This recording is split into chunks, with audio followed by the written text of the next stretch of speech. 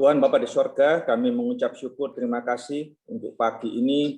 Tuhan sudah memberikan kesempatan buat kami untuk kami boleh bersama-sama belajar tentang firman Tuhan. Tuhan, kami bersyukur Engkau sudah memelihara kami sepanjang malam yang lalu dan kami sudah Engkau berikan kesempatan beristirahat. Ini saatnya kami untuk kembali merenungkan dan belajar tentang firman-Mu. Kiranya Kau pakai hamba-Mu untuk boleh menjelaskan firman Tuhan ini kepada setiap kami. Berkati kami melalui firman ini. Di dalam nama Yesus kami berdoa dan mengucap syukur. Amin. Amin. Ya, terima kasih Pak Haryono. Nah, Bapak Ibu Saudara, hari ini kita melanjutkan tentang pengakuan iman rasuli, Bapak Ibu. Nah, kemarin kita sudah belajar tentang 9 tanda gereja yang sehat, dan yang terakhir adalah kepemimpinan yang alkitabiah. Nah, kita tinggal mempraktekkan saja ya. Mempraktekkan. Ada yang sudah kita praktekkan dari beberapa tanda itu, saudara-saudara. Ya, dan intinya itu adalah gereja yang sehat. Nah, Bapak Ibu, kita setiap minggu mengucapkan ya, mengakui iman rasuli ya. Apa yang dikatakan oleh firman Tuhan, kalau boleh dikatakan itu rangkaian atau ringkasan dari Alkitab kita yang kita percaya itu, Bapak Ibu. Oke, saya mau bertanya dulu sebelum materi lebih lanjut. Kira-kira Bapak Ibu Saudara mengucapkan setiap minggu itu pengakuan iman rasuli ya. Yang ada di pikiran, hati dan Bapak Ibu itu apa?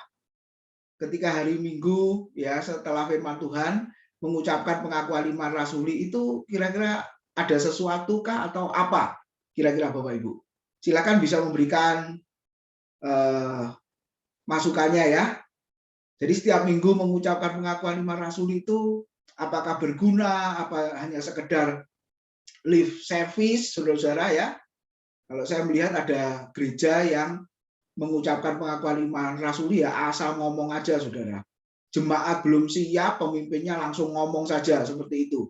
Lalu hati saya berkata, waduh ini kok seperti ini. Nah kira-kira gimana Bapak Ibu? Pak Indrawan, Bu Yena, Pak Sarif, Pak Haryono. Kalau saya mengingat aja Pak ya, mengingat apa yang Tuhan sudah sampaikan yang harus kita terapkan di dalam kehidupan ini. Itu aja dah gitu. Oke. Jadi ketika mengucapkan pengakuan iman rasuli, mengingat apa yang Tuhan sudah kerjakan dalam hidup kita. Terima kasih. Ya. Oke, Pak Haryono. Ya, kalau menurut saya sih pengakuan iman rasul itu satu bentuk peneguhan iman kita kepada Tuhan, kepada Allah kita di dalam Yesus yang kita ucapkan di depan semua orang. Ya, terutama di dalam kalangan kita sendiri di gereja yang menunjukkan iman kita, kepercayaan kita kepada Tuhan. Dan itu harus kita yakini di dalam kehidupan kita sehari-hari bahwa kita mengakui Allah sebagai pencipta segala-galanya. Itu Pak. Oke, terima kasih. Pengakuan di hadapan banyak orang, terutama jemaat ya. Satu dengan yang lain saling mengaku. Oke, Pak Syarif, setelah itu Bu Jena, lalu Bu Lia ya. Walaupun tidak mengucapkan, tapi kan tahu toh Bu ya pengakuan iman rasuli apa ini kira-kira. Ya, silakan Bu Yena atau Pak Syarif duluan. Ya, kalau bagi saya pengakuan iman rasuli itu benar-benar pengakuan iman kita sebagai pengikut Kristus yang sejati, Pak. Jadi kita benar-benar mengaku siapa Tuhan kita. Itu sesuai yang benar, sesuai dengan Alkitabiah. Jadi bukan Tuhan yang lain, bukan iman Kristen kita yang lain, tapi benar-benar iman kita Kristen yang sejati sesuai dengan kebenaran. Itu, Pak. Ya, terima kasih. Iman yang sejati, yang diakui. Ya, oke, Pak Syarif.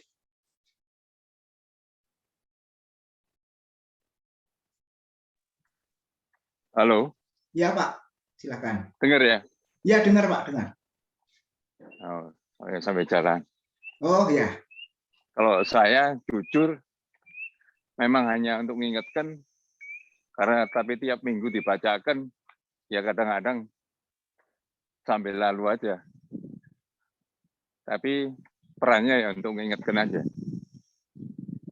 Karena hari-hari itu kita imani. Oke, ya terima kasih. Jadi mengingatkan saudara, karena memang kadang lupa. Tadi ada kalimat kata sambil lalu gitu ya. Oke, kita diingatkan terus ya untuk mengingat itu. Oke, Bu Lia kira-kira apa Bu pengakuan 5 rasuli itu? Dalam Pak, kalau menurut saya iman saya itu kan sudah percaya itu sungguh-sungguh sampai nanti dipanggil oleh Tuhan.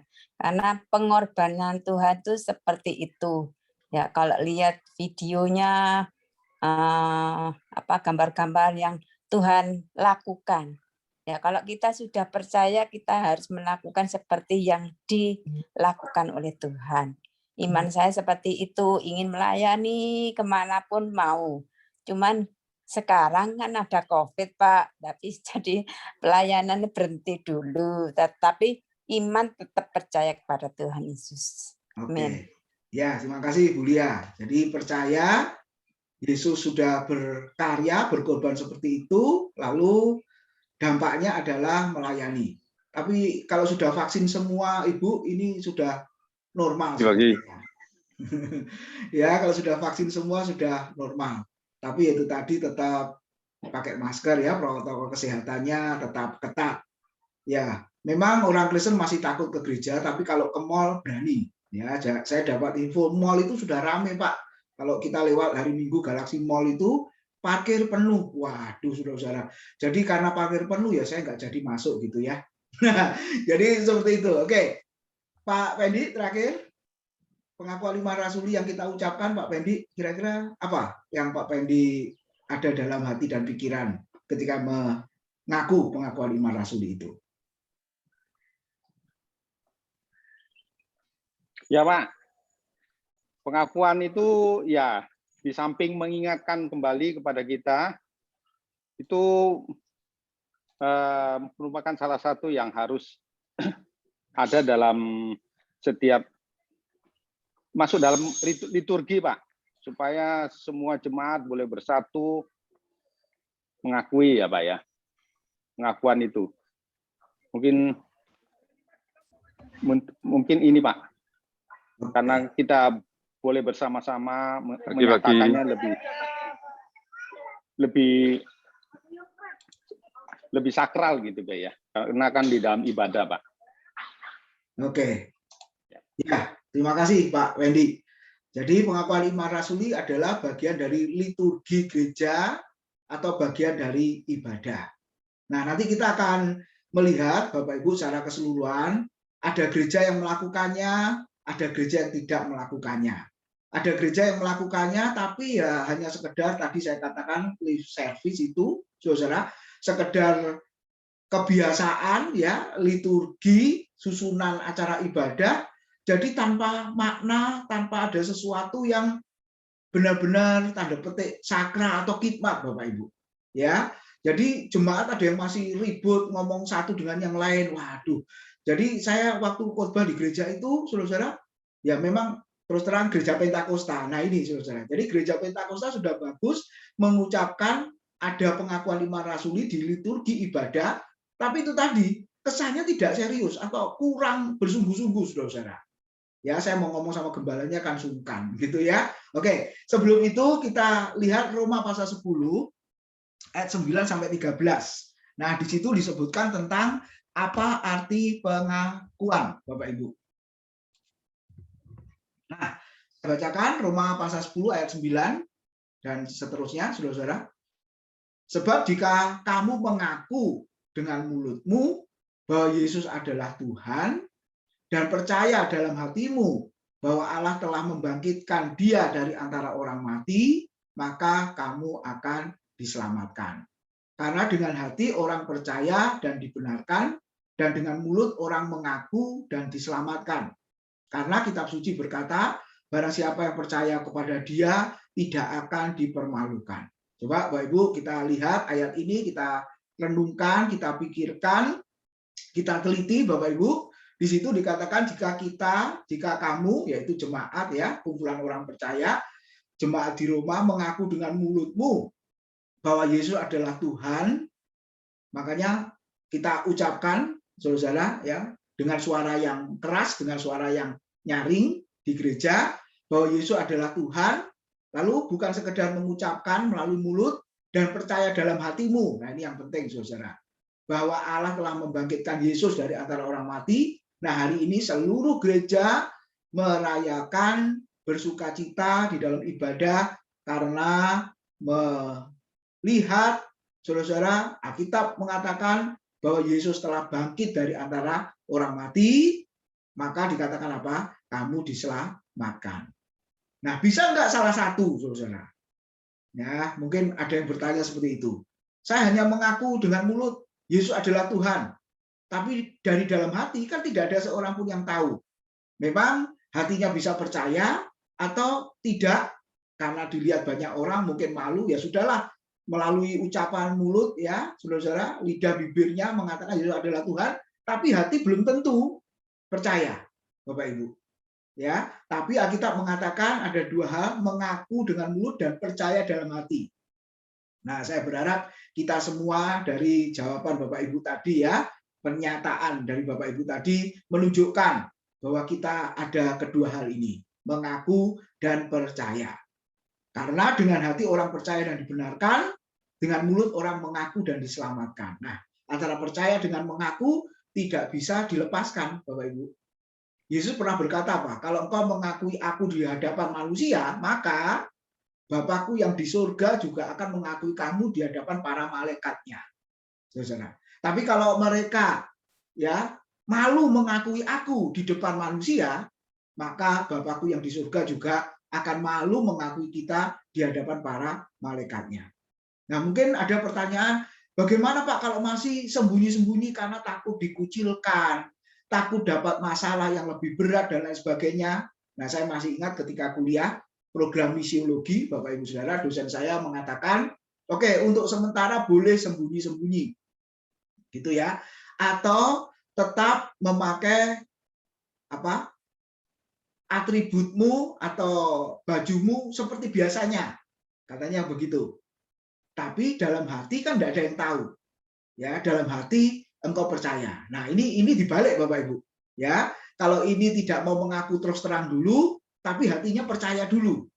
Nah, ini strategi misi. Lalu saya tanya kepada dosen itu, sampai kapan begini terus, Pak? Lalu beliau menjawab, ada saatnya memang. Dan harus suatu saat terus terang. Karena ayat itu tadi, Yesus berkata kepada orang banyak, ya, kalau engkau mengakui aku di hadapan manusia, Bapakku yang di surga juga akan mengakui kamu. Tapi kalau sebaliknya engkau menolak aku atau malu mengakui aku sebagai Tuhan dan Juru Selamat di hadapan manusia, maka Bapakku yang di surga juga akan malu mengakui kita. Nah, jadi saudara, kita bisa lihat konsekuensinya seperti itu. Jadi ada saatnya, pasti suatu saat dia akan mengaku dengan mulut dan percaya dalam hati di hadapan banyak orang. Seperti yang tadi Pak Haryono katakan, ya, di hadapan banyak orang, supaya mereka bisa mendengar, mereka akhirnya mengetahui bahwa kita adalah pengikut Kristus. Lalu ayat 11, karena kitab suci berkata, barang siapa yang percaya kepada dia, tidak akan dipermalukan. Percaya kepada Kristus tidak akan dipermalukan. Nah, saudara-saudara, di dalam konteks surat Roma, memang yang jadi Tuhan, menurut orang pada zaman itu, bukan hanya Yesus, saudara-saudara. Kaisar-kaisar Roma pun juga jadi Tuhan. Ya, artinya penguasa, Bapak Ibu Saudara. Makanya kalau kita lihat sejarah gereja mula-mula, di mana banyak orang Kristen itu dianiaya karena untuk mengaku dan percaya ini loh, Bapak Ibu. Jadi Yesus adalah Tuhan, apa kaisar adalah Tuhan? Kaisar Nero lah, kaisar Demetrianus lah, ya, Domitian lah, dan lain sebagainya, Bapak Ibu. Kaisar adalah Tuhan, apa Yesus adalah Tuhan? Kalau kita belajar sejarah gereja, penderitaan orang Kristen masa itu begitu menyedihkan, saudara, sampai-sampai mereka mengatakan orang Kristen ini bodoh. Suruh mengaku kaisar adalah Tuhan di hadapan banyak orang saja nggak mau, saudara. Sebab ujung-ujungnya apa? Kalau mengaku kaisar adalah Tuhan, maka mereka juga dituntut untuk menyembah manusia, ya, kaisar yang dijadikan Tuhan atau penguasa itu, saudara. Makanya orang Kristen nggak mau. tetap mengaku Yesus adalah Tuhan. Dan kalau tetap mengaku Yesus adalah Tuhan, konsekuensinya adalah dikejar-kejar, dianiaya, dibunuh, dan lain sebagainya. Jadi Bapak Ibu, itulah sejarah kalau kita lihat ayat ini muncul. Saudara, makanya tidak mudah orang berkata, saudara ya, percaya Yesus saja, itu kan mudah. Oh, kalau zaman itu, waktu Paulus menulis surat ini, Bapak Ibu, itu tidak mudah. Saudara, orang Kristen diberhadapkan dengan tantangan, ancaman, aniaya, dan lain sebagainya. Kalau levelnya sudah para rasul, kalau Bapak Ibu lihat di Kisah Rasul, mereka dilarang mengajarkan Yesus, memberitakan Yesus. Mereka dilarang, saudara-saudara. Nah, itu situasi yang dihadapi oleh orang Kristen pada masa itu. Ayat berikutnya, saudara, sebab tidak ada perbedaan antara orang Yahudi dan orang Yunani, karena Allah yang satu itu adalah Tuhan dari semua orang, kaya bagi semua orang yang berseru kepadanya. 13, sebab barang siapa yang berseru kepada nama Tuhan akan diselamatkan. Nah, inilah dasar, saudara-saudara, ayat firman Tuhan tentang pengakuan iman rasuli nantinya. Jadi percaya dengan hati, mengaku dengan mulut, saudara. Nah, ini kalau saudara lihat ringkasannya. Mengaku dengan mulut diselamatkan, percaya dalam hati dibenarkan.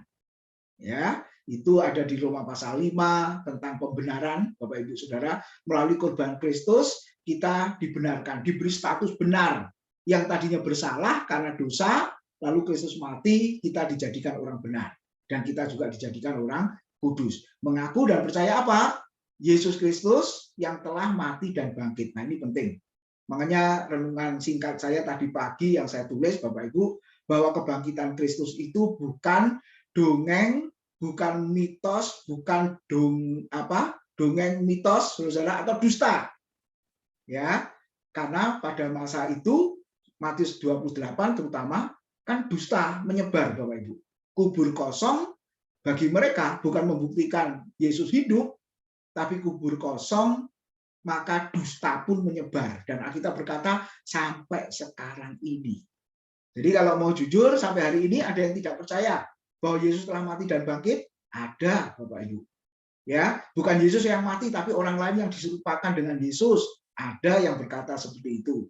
Bahkan ada juga yang mengatakan itu dongeng, itu mitos, itu legenda, bukan kisah nyata.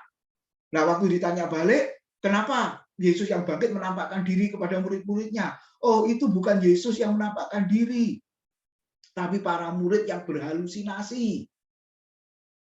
Ya, bahasa Jawa bilang ketok-ketokan gitu ya, saudara-saudara ya. Jadi berhalusinasi itu adalah Yesus, padahal Yesus sudah mati. Nah, Bapak Ibu, lihat. Tetapi Alkitab memberitahu pada kita bahwa dia telah mati dan bangkit. Hari ini orang Kristen seluruh dunia merayakan bersukacita tentang kebangkitannya dari antara orang mati. Jadi fakta historis, fakta sejarah, sungguh-sungguh nyata. Saudara, kenapa? Karena kebangkitan Kristus menurut 1 Korintus 15 itu juga menjamin kebangkitan kita nantinya. Makanya ada satu bagian, saudara-saudara, aku percaya kepada kebangkitan tubuh atau kebangkitan orang mati.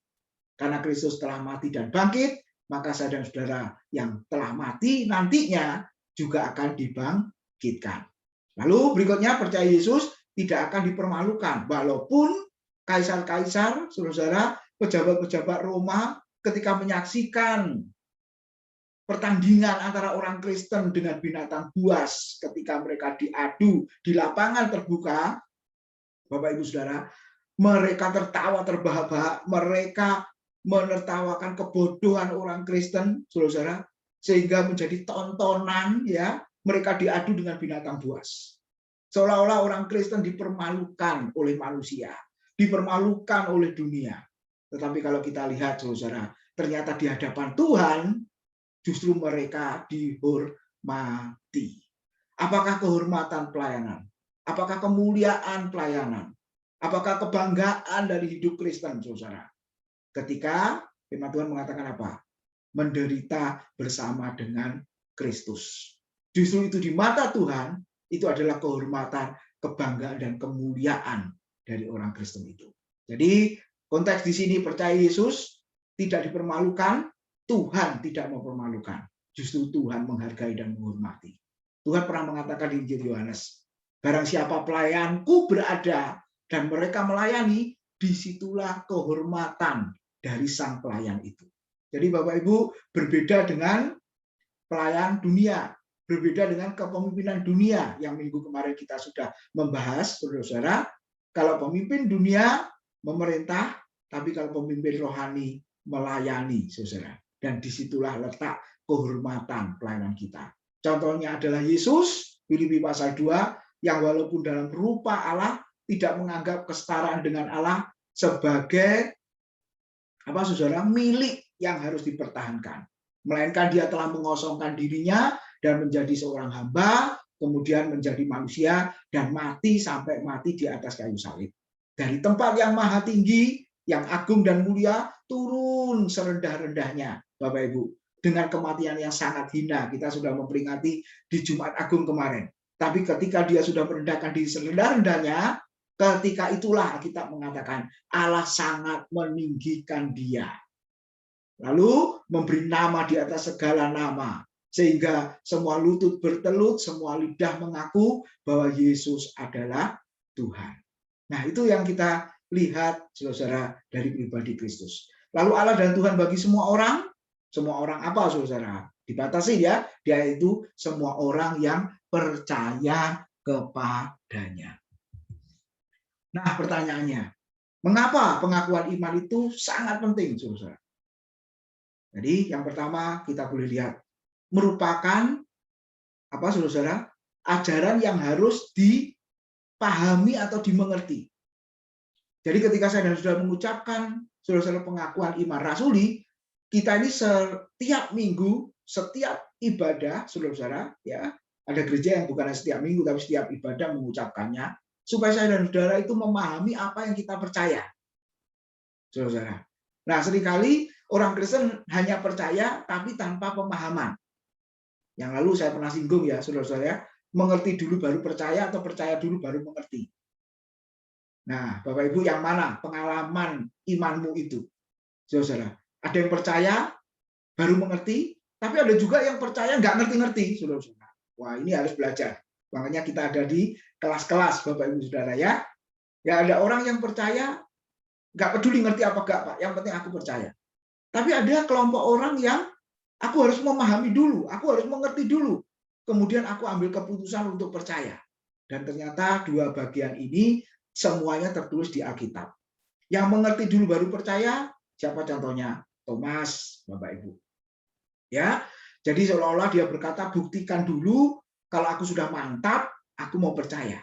Seperti itu ya, saudara-saudara. Sebelum aku melihat bekas paku di tangannya dan bekas luka di lambungnya, sekali-kali dan mencucukkan jariku dan tanganku ke sana, aku sekali-kali tidak akan percaya. Nah, ini Thomas ini, saudara-saudara, iman ya yang didasarkan dari pengertian.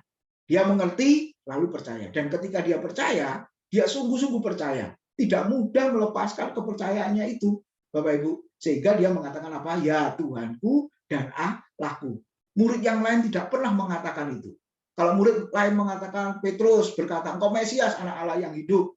Ya, itu yang dikatakan oleh Petrus. Tapi tidak ada yang mengatakan, ya Tuhanku dan Allahku. Seolah-olah Thomas berkata, Yesus, engkau satu-satunya Tuhan, bukan kaisar-kaisar Roma, dan engkau adalah satu-satunya Allah, pencipta langit bumi dan segala isinya. Lalu siapa lagi? Sida-sida Ethiopia. Kalau Bapak Ibu lihat di Kisah Rasul, pasal yang ke berapa itu? 8 ya, saudara-saudara ya. Di situ dikatakan apa? Sida-sida ini membaca kitab Yesaya tapi tidak mengerti. Lalu tanya kepada Filipus ya, Tuhan, Nabi ini berbicara tentang siapa? Tentang dirinya sendiri atau orang lain? Bapak Ibu, kita lihat di situ. Lalu Filipus menjelaskan, ternyata Nabi Yesaya menubuatkan tentang Kristus. Dan setelah itu, sida-sida ini mengerti, lalu percaya, ambil keputusan untuk dibaptis. Nah, Bapak Ibu, ini bagian yang sangat penting. Jadi kenapa kita mengucapkan pengakuan iman rasuli dari waktu ke waktu, dari setiap ibadah ke ibadah yang lain, karena saya dan saudara ingin memahami dengan benar, mengerti dengan benar apa yang kita percaya. Lalu yang kedua, Bapak Ibu, tadi sudah ada yang menyampaikan ringkasan ajaran dari seluruh Alkitab. Yaitu apa, saudara-saudara? Masih ingat? Aku percaya kepada Allah, Khalik langit dan bumi. Yang kedua, aku percaya kepada Yesus Kristus, anaknya yang tunggal Tuhan kita. Lalu, terus nanti ada penjelasannya. Lalu yang ketiga, aku percaya kepada Roh Kudus. Jadi Bapak Ibu, ringkasan ajaran Alkitab berbicara tentang Allah Tritunggal, Bapak Ibu, dan karyanya. Nanti kita akan lihat di sana. Lalu sisi yang lain, pengakuan iman rasuli ternyata sudah dilupakan oleh gereja. Ya, ada gereja-gereja yang tidak mempraktekannya, saudara-saudara. Tidak dimasukkan dalam liturgi ibadahnya. Nah, kenapa, saudara? Itu produk dari gereja Protestan. Makanya hanya gereja Protestan atau Presbyterian yang masih mempraktekannya. Ya, GKA, GKI, GKT gitu ya, GKKA, Bapak Ibu itu ya mengucapkan setiap minggu GRII dan lain sebagainya. Ya, Bapak Ibu, kita bisa lihat di situ satu sisi dilupakan oleh gereja, tapi ada yang masih mempraktekannya sampai hari ini. Nah, lalu muncullah bagaimana dengan gereja Pentakosta, dengan gereja karismatik, Bapak Ibu. Ya, sebagian besar memang tidak mempraktekannya. Ya, kenapa? Ya, mereka sudah punya aturan sinode sendiri, bahkan mereka menciptakan pengakuan iman sendiri-sendiri, Bapak Ibu Saudara. Ya, saya lihat GBDI juga ada pengakuan iman GBDI, GBI juga ada pengakuan iman GBI dan lain sebagainya. Tapi waktu saya pelajari, lah ini semua kan ringkasan dari pengakuan iman rasuli yang dimodifikasi, yang dikembangkan, atau ya kalau dikurangi nggak mungkin karena pengakuan iman rasuli kan sudah singkat itu. Kecuali yang pengakuan iman Athanasius yang agak panjang, Bapak Ibu, ya, tapi ternyata ada berapa item itu. Nah, jadi Bapak Ibu kita bisa lihat sekali lagi bukan sekedar mengucapkan, saudara, tapi benar-benar kita berusaha ingin memahami, ingin mengerti apa maknanya yang kita ucapkan, apa yang kita akui itu. Jadi sebenarnya bukan membacakan ya. Nah, seringkali WL-nya atau pemimpinnya itu berkata, mari kita membacakan pengakuan iman rasuli. Bukan membaca sebenarnya, saudara ya, tapi kita mengaku, gitu ya, mengaku pengakuan iman kita, yaitu pengakuan iman rasuli. Aku percaya dan seterusnya. Nah, tujuannya apa, saudara? Kita mengucapkan dan mengakui itu. Matius 7, 24-27, kalau saya renung-renungkan, itu sebagai fondasi rumah rohani. Ya, semua rumah, apalagi apartemen, lantai berapa, itu kan pasti fondasinya kuat, Bapak Ibu ya, mengakar ke bawah. Ya, oke, sebelum itu saya ingat di Kolose. Mari kita lihat, Bapak Ibu. Di dalam kitab Kolose, siapa mau baca, silakan. Kitab Kolose pasal yang ke-2, Bapak Ibu, ayat 6 dan 7. Silakan yang mau membaca kitab Kolose pasal 2 ayat 6 dan 7, Bapak Ibu. Kolose 2 ayat 6 berbunyi, kamu telah menerima Kristus Yesus Tuhan kita. Karena itu hendaklah hidupmu tetap di dalam Dia. Ya. Ayat 7, hendaklah kamu berakar di dalam Dia dan dibangun di atas Dia. Hendaklah kamu bertambah teguh dalam iman yang telah diajarkan kepadamu. Dan hendaklah hatimu melimpah dengan syukur. Amin. Terima kasih, saudara-saudara. Firman Tuhan mengatakan, Paulus memberi pesan kepada jemaat di Kolose, kamu telah menerima Kristus Yesus Tuhan kita, karena itu hendaklah hidupmu tetap di dalam Kristus.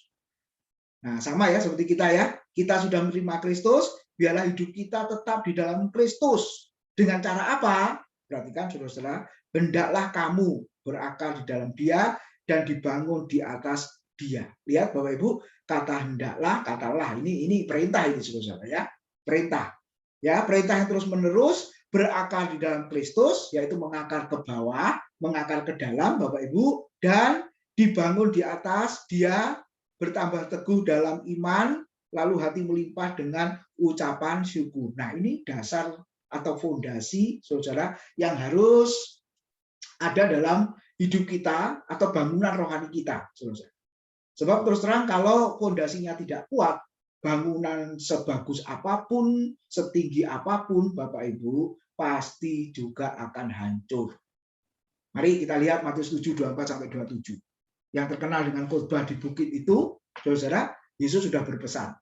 Setiap orang yang mendengar perkataanku ini dan melakukannya, ia sama dengan orang yang bijaksana yang mendirikan rumahnya di atas batu. Kemudian turunlah hujan dan datanglah banjir, lalu angin melanda rumah itu, perhatikan, tetapi rumah itu tidak rubuh sebab didirikan di atas batu, Bapak Ibu. Ya, orang yang bijaksana diumpamakan, digambarkan seperti orang yang mendirikan rumahnya di atas batu.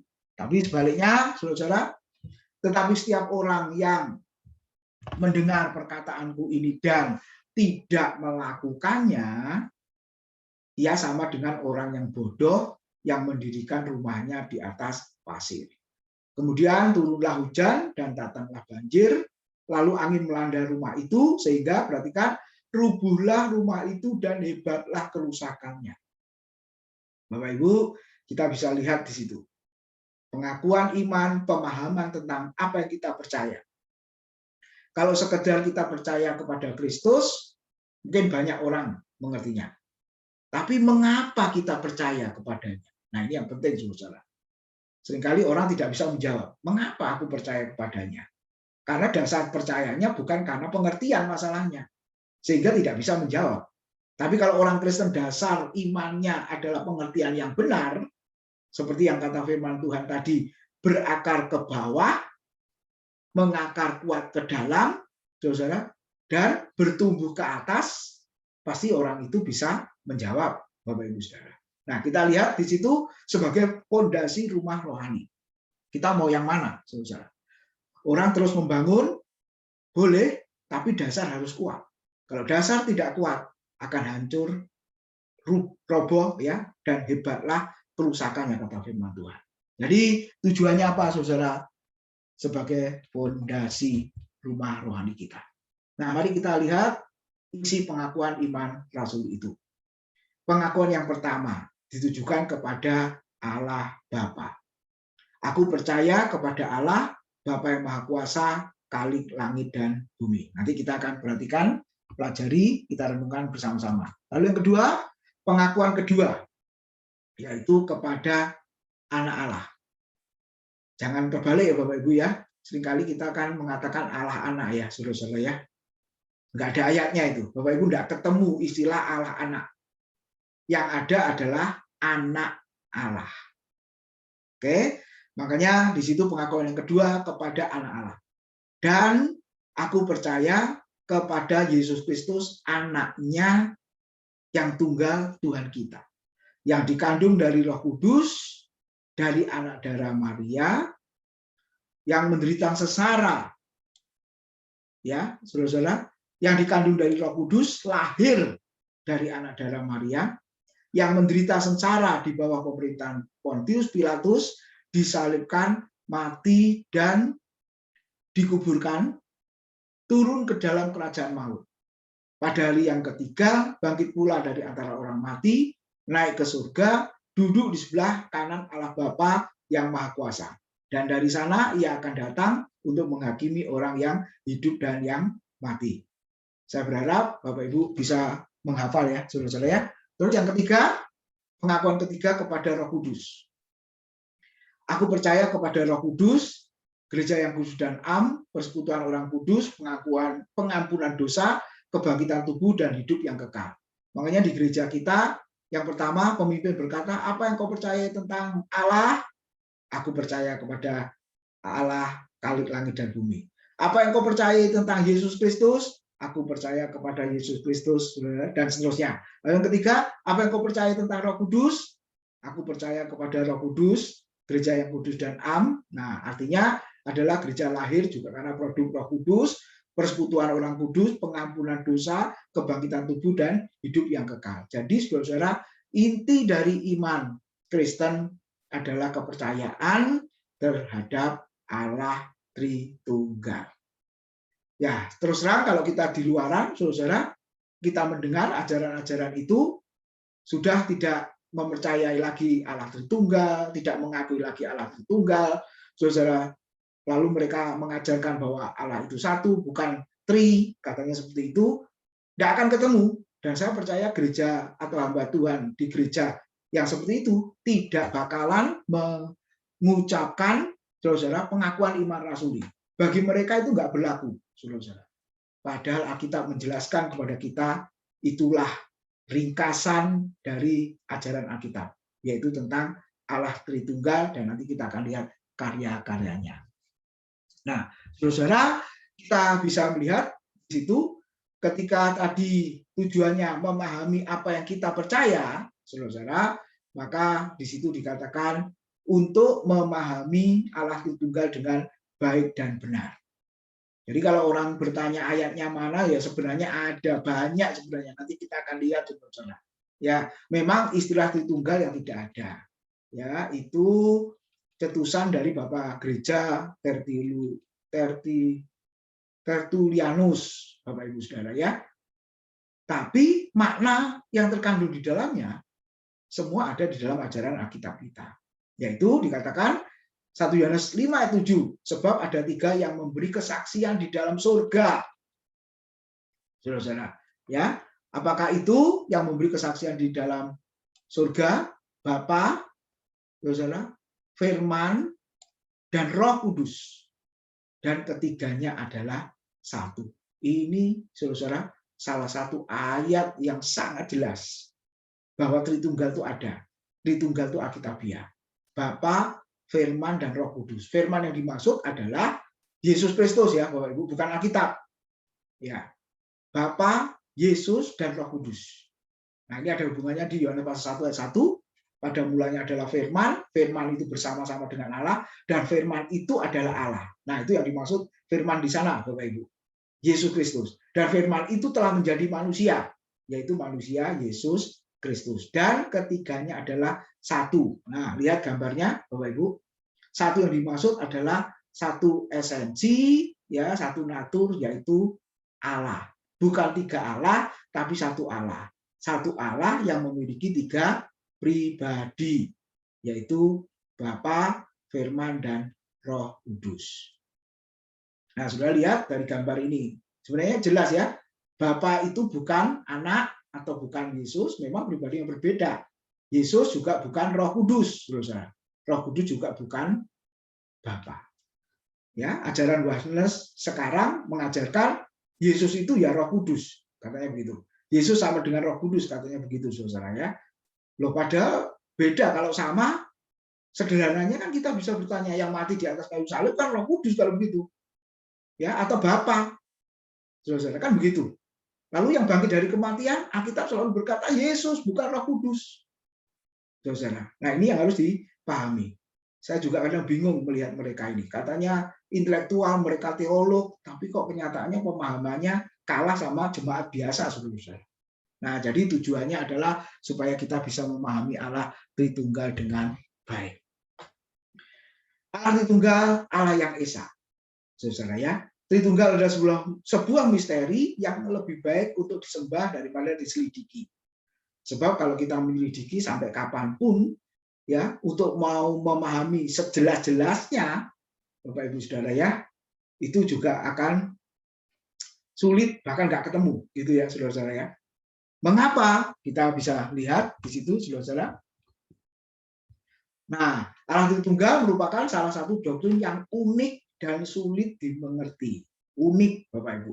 Unik itu berarti satu-satunya yang ada di dalam teologi Kristen, yang ada di dalam Alkitab saja. Kalau kita belajar, Bapak Ibu.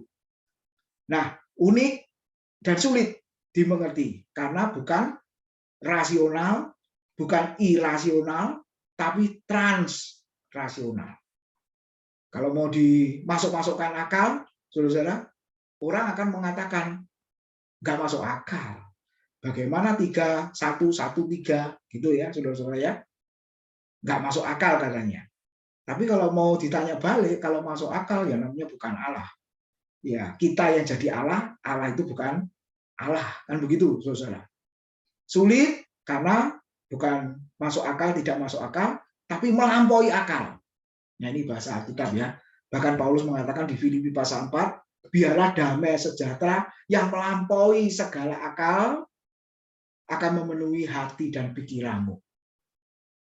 Saudara, jadi Tritunggal Allah yang Esa adalah transrasional. Dan kita percaya itu adalah kebenaran. Bukan kesombongan atau mau menang sendiri, bukan, saudara, tapi itu adalah kebenaran. Ilustrasi yang sederhana, masa 2 tambah 2 sama dengan 4, dan 4 adalah kesombongan? Bukan, 4 adalah kebenaran. Itu Bapak Ibu. Lalu berikutnya disebut unik sebab perkataan Tritunggal tidak terdapat di dalam Alkitab. Tadi saya sudah katakan ya Bapak Gereja yang mencetuskannya. Nah, disebut sulit, saudara. Contohnya apa? Saudara, ya. Bagaimana bisa mati? Ya, hari Jumat Agung saya sudah jelaskan. Kok Allah bisa mati? Yang bilang Allah bisa mati siapa? Saudara, Alkitab jelas mengatakan yang mati adalah manusia Yesus. Yesus dibuat berdosa, kata Alkitab, menggantikan posisi saya dan saudara yang tadinya orang berdosa. Nah, saudara, kalau tidak bisa memahami iman Kristen yang diajarkan Alkitab, kan mereka mengatakan menuduh macam-macam, Bapak Ibu Saudara. Ya, padahal pengertiannya bukan seperti itu. Oke, berikutnya setelah itu nanti saya beri kesempatan Bapak Ibu bertanya. Allah Tritunggal merupakan pernyataan ya tentang istilah Tritunggal memang tidak ada di dalam Alkitab. Akan tetapi ini yang Bapak Ibu perhatikan. Ada banyak pernyataan, ada kejamakan pribadi pada keesakan Allah. Oke, kita lihat ya contoh-contohnya Bapak Ibu di Alkitab sangat jelas di situ. Kejadian pasal 1 ayat 1. Nah, jadi mau jujur nama Allah yang ada di sebelah itu Bapak Ibu, itu bahasa Ibrani bacanya YHWH dari kanan ke kiri Bapak Ibu.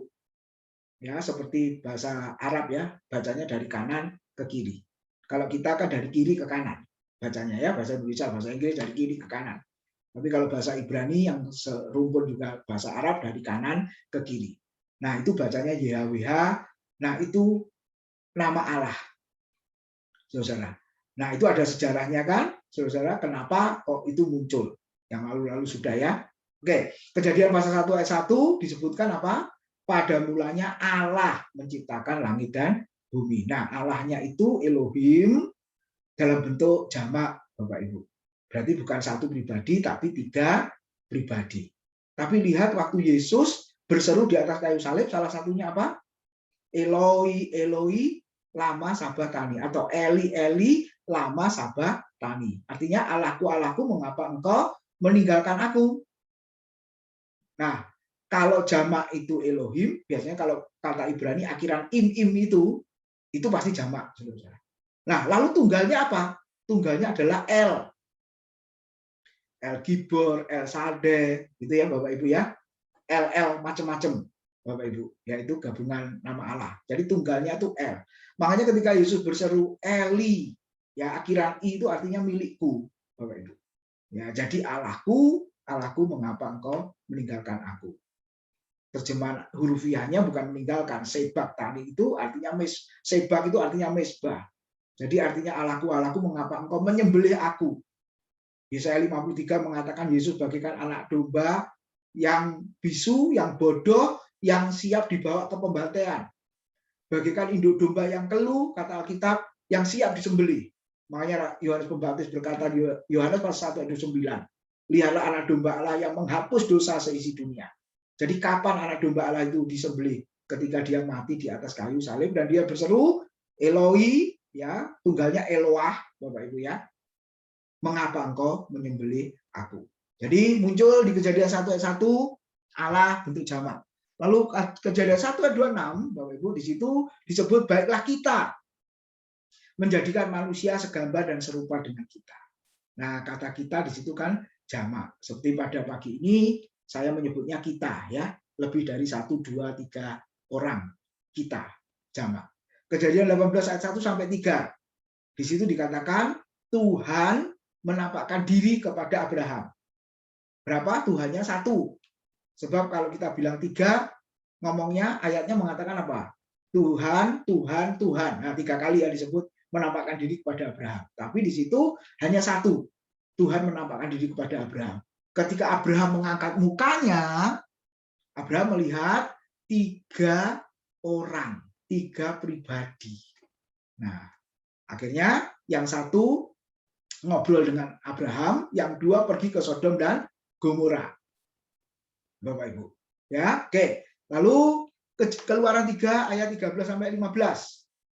Di situ disebutkan tentang nama, Bapak Ibu, ya. Siapa namanya? Adalah Tuhan. Nah, terjemahan Ibraninya adalah YHWH. Antara nama dan sebutan bagi Tuhan sama. Engkau harus menyebut, engkau harus memanggil, itulah namaku, itulah sebutanku turun-temurun, yaitu YHWH. Jadi siapa YHWH itu? Bukan Yesus Kristus. Siapa YHWH itu? Ya Allah Tritunggal, Bapak. Itu ya. Nah, sekarang perjanjian baru, Bapak Ibu, sebentar lagi, Matius 3 ayat 16 sampai 17. Dikatakan Yesus keluar dari air, lalu ada Roh Allah yang menyerupai burung merpati, lalu ada suara dari surga, yaitu suara Bapa yang berkata, inilah anakku yang kukasihi, kepadanya lah aku berkenan. Nah, ini sudah menunjukkan Tritunggal kan di situ. Lalu Matius 28, 19, 20, baptislah mereka dalam nama Bapa dan Anak dan Roh Kudus. Nah, nama itu tunggal di situ, saudara-saudara. Ya, bukan nama-nama loh, tapi nama, satu nama, yaitu nama Bapa, saudara, Anak, Bapa, Anak, dan Roh Kudus. Ya, nah ini menunjukkan Tritunggal juga. 1 Korintus 12 ayat 4 dan 6. Di situ dikatakan ada satu Roh, satu Tuhan, dan satu Allah. Ya, tentang bicara karunia-karunia di situ, satu Roh, itu Roh Kudus, satu Tuhan yaitu Yesus Kristus, lalu satu Allah yaitu Bapa. Di dalam doa berkat 2 Korintus 13 ayat 13.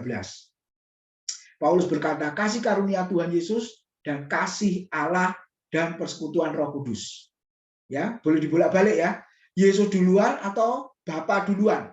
Tapi tidak pernah Roh Kudus duluan, Bapak Ibu.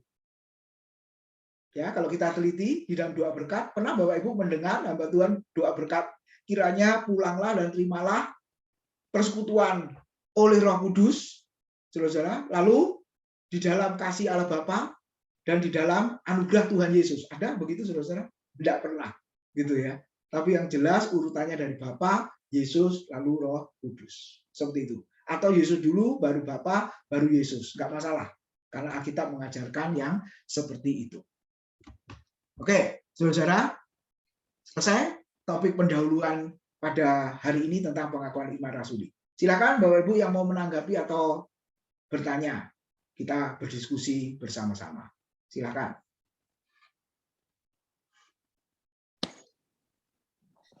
Ya, Pak Haryono. Ya, Pak. Saya mau tanya dulu sebelum Pak bisa melanjutkan ke topik yang lain. Yang merumuskan itu siapa, Pak? Pengakuan iman rasuli. Karena saya kalau nggak salah pernah baca, itu dapat di buku apa, itu merupakan 12 pengakuan iman rasuli itu merupakan ucapan yang diucapkan oleh 12 rasul sebelum mereka menunaikan tugas untuk mengabarkan Injil ke seluruh ujung bumi. Nah, pada waktu pertemuan terakhir, masing-masing rasul itu mengucapkan kata-kata, ya istilahnya kata-kata mutiara atau apa ya, istilah seperti itu yang dirangkum akhirnya menjadi sebuah pengakuan iman rasuli. Atau mungkin itu kan menurut mitologi ya, yang pernah saya baca seperti itu katanya. Tapi kalau yang menurut Pak Tim, yang merumuskan tuh pengakuan iman rasul itu siapa, Pak? Karena Yesus kan tidak pernah mengajarkan seperti itu. Itu aja, Pak. Ya, oke, pertanyaan yang bagus sekali, Bapak Ibu. Bicara soal sejarah ya. Oke, nanti minggu depan saya akan sampaikan sejarahnya. Tapi secara ringkas, gimana Bapak Ibu yang lain menanggapi hal ini? Karena 12 berarti satu kalimat itu diucapkan oleh 12 rasul, gitu ya Pak Aryono ya? Kan ada 12 loh itu. Iya, ada satu item ya. Mengucapkan satu kalimat yang akhirnya dijadikan satu, yaitu itu pengakuan iman rasuli. Tapi sebetulnya bagaimana kita kan nggak tahu itu, Pak. Iya, iya betul. Memang ada anggapan atau pandangan seperti itu. Lalu kalau 12 rasul, kan rasul Yudas Iskariot sudah mati. Terus siapa yang mengucapkannya itu? Loh, kan ada pengganti, Pak. Loh, Itu kan pengganti kan peristiwanya setelah itu diucapkannya kapan? Yesus masih ada di dunia atau Yesus sudah mati? belum diucapkan sebelum mereka akhirnya setelah Yesus naik ke sorga, mereka kan mengabarkan Injil ke seluruh ujung bumi, ke seluruh bumi. Nah, itu waktu itu katanya sih mereka itu mengumpulkan berkumpul lagi terakhir sebelum mereka itu menjalankan misinya itu, Pak. Katanya seperti itu. Ya.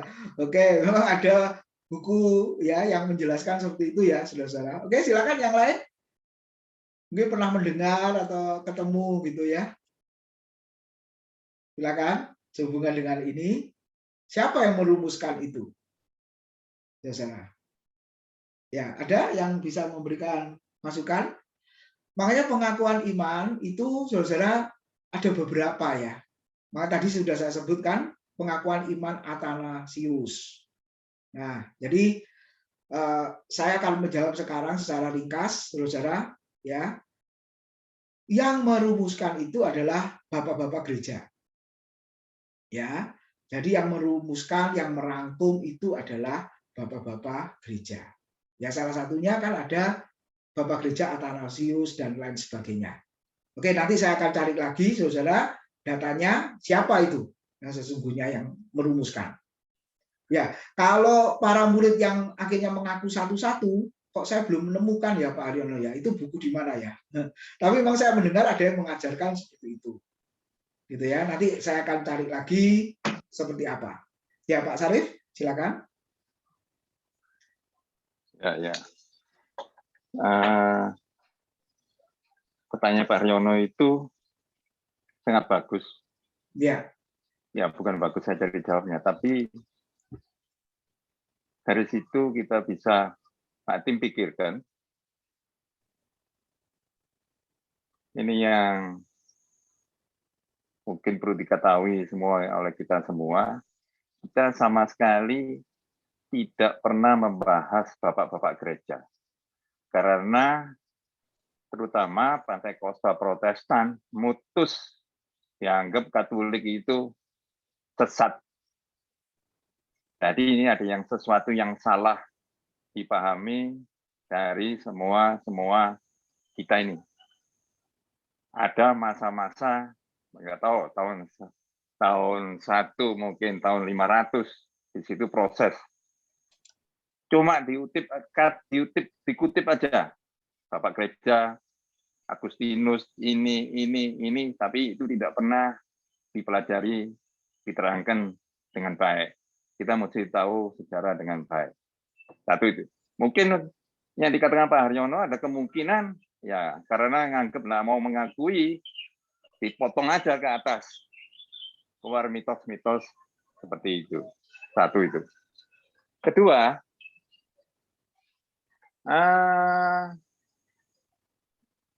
yang diterangkan Pak Tim ini bagus sekali. Saya rasa yang rutin ikut sekolah minggu ini, kalau mengenai ini mungkin garis besarnya 80% sudah ngerti. Karena ada topik-topik khusus Pak Tim bahas ini. Bahas Tritunggal, bahas apa, semuanya ada topik-topik khusus. Ini kan dibahas secara singkat. Tapi yang menarik, yang penting di sini menurut saya, pertanyaan awal Pak Tim tadi itu, apa yang kita rasakan waktu membaca? Itu yang sangat penting sebagai membetulin program gereja kita, khususnya dalam pembacaan Imam Rasuli. Saya ingat, saya katakan, saya terus merenungkan juga. Tiap minggu dibacakan gitu aja. Kalau bicara sakral di gereja kita, baca itu tidak ada sakralnya. Kalau menurut saya loh ya, mungkin ya, ada yang kurang. Ada 1-2 orang, yang 1-2 orang yang luar biasa memang dia tidak terlepas dari suasana. Tapi suasana itu 80% mempengaruhi. Kecuali orang-orang yang sudah level tingkat tinggi. Suasana tidak berperan buat dia. Nah, itu sakral itu penting. Kedua, makanya saya katakan tadi, waktu apa yang dirasakan, ya mengingatkan kalau buat saya. Karena semua di dalamnya itu kan kita bahasi terus intinya Imam Rasuli itu. Ya toh, kalau dari saya pergumulannya bukan nginget-nginget itu lagi, tapi pergumulannya bagaimana saya menjalankan itu dengan baik. Itu pergumulannya. Nah, terus teringat juga yang dikatakan anak saya itu. Anak saya itu umur 12 tahun. Selalu toh, kita nih kebetulan nakal tuh yang dulu yang selalu saya nasihati.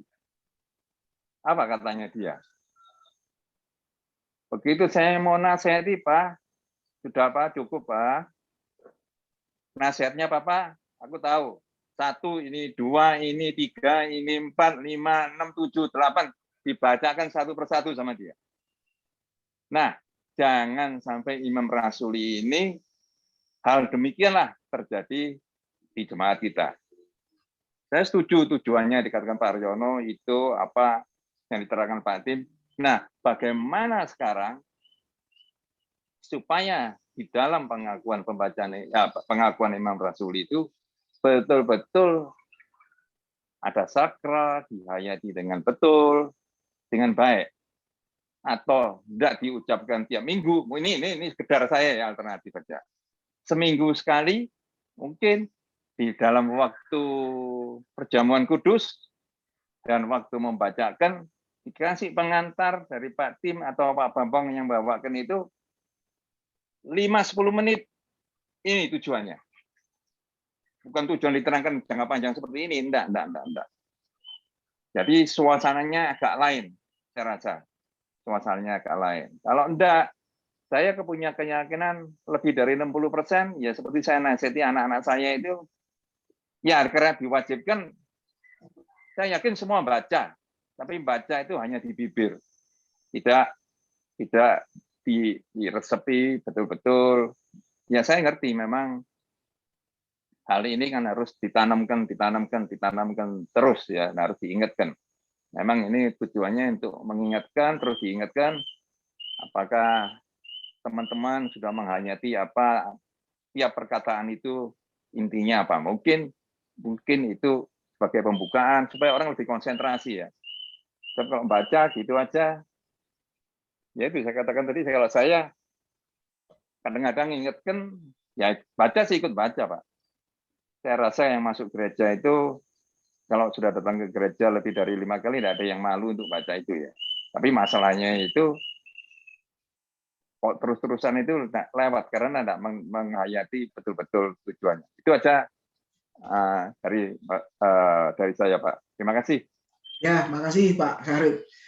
Jadi Bapak Ibu, bukan sekedar ya membaca di mulut saja, tidak. Tapi memang kita harus menjiwai. Nah ini, memang terus terang kurang menjiwai gitu, sehingga asal baca asal bicara saja.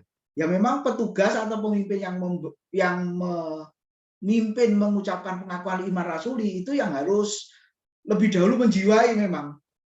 Saudara, ya mungkin ada waktu khusus untuk training ini Pak, karena yang memimpin pengakuan iman rasuli kan biasanya yang memimpin pujian ini. Ya kalau yang memimpin pujian itu tidak pernah, memang nolak. Jadi ada salah satu WL kita itu kalau sekaligus suruh mimpin pengakuan iman rasuli nolak karena nggak pernah dan nggak tahu katanya. Saudara-saudara. Ya, nah akhirnya kan siapa Esther atau Bulike dan lain sebagainya itu yang akhirnya memimpin, atau pengurus yang lain akhirnya itu yang memimpin mengucapkan pengakuan iman rasuli. Oke Pak, nanti kita akan bicarakan dan beri pengantar seperti itu. Sebab dari tahun ke tahun ya memang kurang menjiwai dan akhirnya bagaimana bisa mempraktekkan kan seperti itu ya. Sulit akan mempraktekkan pengakuan iman itu tadi. Ya enggak mengubah, enggak berdampak di dalam kehidupan kita. Saudara-saudara. Oke, ada lagi Bapak Ibu? Silakan. Ya, ini memang bagian yang sangat penting saudara-saudara ya. Seperti itu. Nah, kemarin kan LCD bermasalah. Jadi jemaat yang duduk di depan, saudara, nggak tahu mulutnya hanya komat kamit atau apa, saudara. Karena kan teksnya tidak keluar di layar LCD. Kalau di TV monitor sama di YouTube keluar, Bapak Ibu. Ya, saya Pak Bambang lalu ada yang di depan itu, ayo gimana? Ya mau nggak mau kan, kalau kita menjiwai, mengerti, kita hafal. Ya memang seharusnya hafal. Kalau di gereja Protestan, Bapak Ibu ya, di katekisasi ya, jemaat itu nomor 1 hafal pengakuan 5 rasuli itu, Bapak Ibu. Hafal. Apalagi mahasiswa STT harus hafal. Ya kalau enggak lulus kan gitu, Saudara. Ya. Nah, jadi puji Tuhan kemarin ya memang harus dihafalkan juga. Ya sekali lagi bukan sekedar dihafalkan, tapi paling tidak enggak ada teksnya, tetap kita bisa mengucapkan pengakuan 5 rasuli itu. Oke, terima kasih. Ada yang lain silahkan Bapak Ibu kalau ada. Sebelum kita akhiri, Pak Haryono sudah pamit duluan karena ke gereja, Bapak Ibu. Satu lagi saya beri kesempatan. Bu Yena, ada Bu? Bu Prianingsih, Bu Emi, Valencia, Bu Lia. Nah, Bu Mirawati ini malah mertua saya, Bapak Ibu. Jadi hanya pasif mendengar, sudah bicara ke saya. Pak Burhan, ada yang mau disampaikan? Silakan. Sebentar. Ya, Pak Burhan. Ya, selamat hari Paskah semuanya. Saya juga baru. Mudah-mudahan terus jadi umat Kristen yang baik dan imannya dikuatkan. Terima kasih sama Pak Tim, terutama juga Pak Sarif doa-doanya sama Pak Fendi, semua teman-teman. Saya ya terus belajar. Saya bisa banyak komentar belajar terus, masih pergumulan, tapi ya diusahakan terus. Jadi sudah setahun lebih alim-alim ya, diusahakan hindarin apa yang tidak baik, hindarin terus. Sekali lagi terima kasih. Selamat Paskah. Tuhan Yesus berkati kita semua. Terima kasih. Ya, terima kasih Pak Burhan. Oke, Bapak Ibu, kalau sudah tidak ada lagi, oh ya, Pak silakan. Ya, Bu. Ya. Saya tadi kan menyambung dari Pak Sarif tadi itu bagus di usulan Pak Sarif itu oke. Nah, mungkin sekalian bisa dipertimbangkan ya Pak. Kalau bagi saya, sebetulnya kayak doa Bapa Kami itu juga gereja itu juga bisa ya, juga diperlakukan seperti kayak Imam Rasuli itu gitu loh. Karena gereja Bapa Kami itu simple, tapi mungkin juga dari kita ini juga mungkin ada yang masih nggak hafal atau apa. Memang Imam Rasuli itu harus hafal, wajib itu. Terus doa Bapa Kami. Nah itu mungkin juga bisa dipertimbangkan gitu loh Pak. Karena saya lihat juga ya, kayak di gereja tadi yang Pak Sarif sebutkan juga, kayak di gereja Katolik, apa itu ada kayak gitu-gitu tuh bagus. Itu kita tuh bisa lebih kusuk, maksudnya benar-benar kita itu kalau saya loh Pak ya, saya merasa kayaknya kusuk gitu loh Pak, kayak gitu. Jadi benar-benar kita itu tahu, mengerti gitu loh. Jadi nggak cuman ya kadang kita tuh doa, sorry ya Pak ya, kalau di gereja-gereja kayak kita kadang doa, tapi esensi doanya tuh kadang kembali lagi, basicnya tuh doa Bapa Kami. Kenapa kok gereja kita ini tidak mulai memikirkan? Mungkin seperti itu. Itu aja Pak. Makasih. Ya, Bu Jena, terima kasih.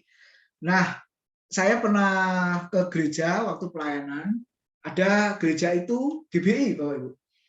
Ada doa Bapa Kami. Pengakuan 5 rasulnya nggak ada, tapi doa Bapa Kaminya ada. Nah, itu diucapkan setelah doa berkat. Ya, setelah doa berkat, lalu amin, baru doa Bapa Kami. Setelah itu saat teduh, lalu selesai.